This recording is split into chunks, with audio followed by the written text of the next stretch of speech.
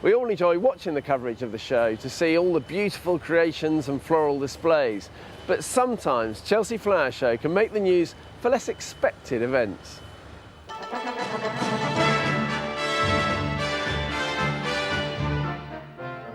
That annual blaze of colour, the Chelsea Flower Show, is about to bloom again. The past month of rain may have ruined the potato crop and the cricket, but it hasn't spoiled the Chelsea Flower Show.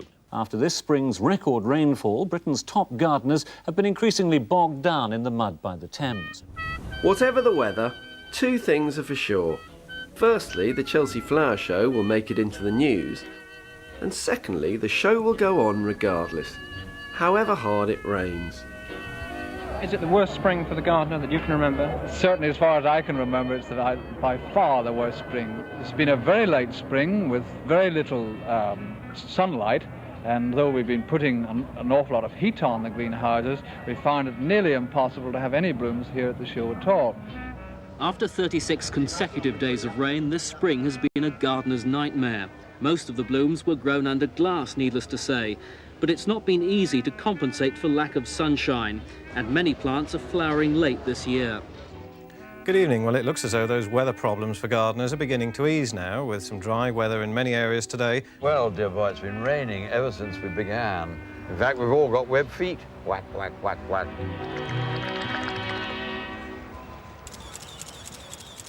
So the weather can't dampen spirits at Chelsea. But one year, a pair of blackbirds did manage to put a spanner in the works. Now, there's been a disturbance at the Chelsea Flower Show. It's been disrupted by a pair of nesting blackbirds. They've set up home in one of the gardens and show no sign of leaving. Now the exhibition's coming to an end, the garden displays have to be dismantled quickly. But there is to be one exception. Later on this evening, all 64 gardens here will be taken apart and transported to their new homes, apart from one tiny section of the Garden of Transparency, which will still be on view for the next 3 weeks until the fledglings have flown their nest. Sam Gunasekara, BBC News. All manner of stories make the news from Chelsea, like the introduction of new technologies in the garden.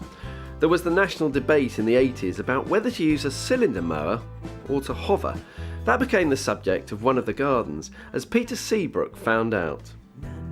This spring we've got this hover-bother battle.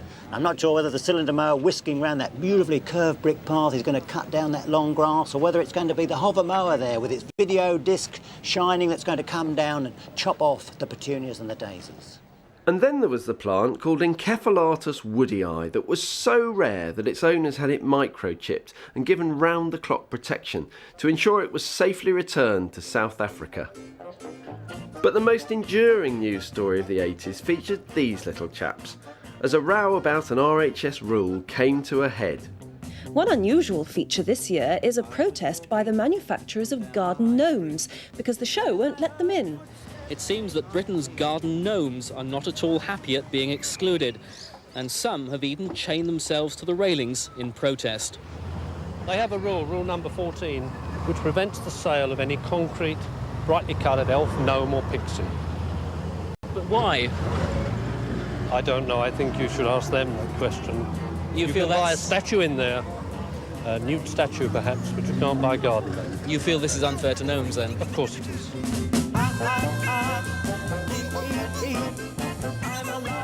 But by the centenary year, the RHS did a U-turn, and they finally let the little fellas in for just 1 year. Well, we decided at our centenary that it would be good to have a bit of fun and also to raise some money for our Chelsea Centenary Appeal. So, unlike so many news stories, this one had a happy ending. I had to appeal to the Gnome Office.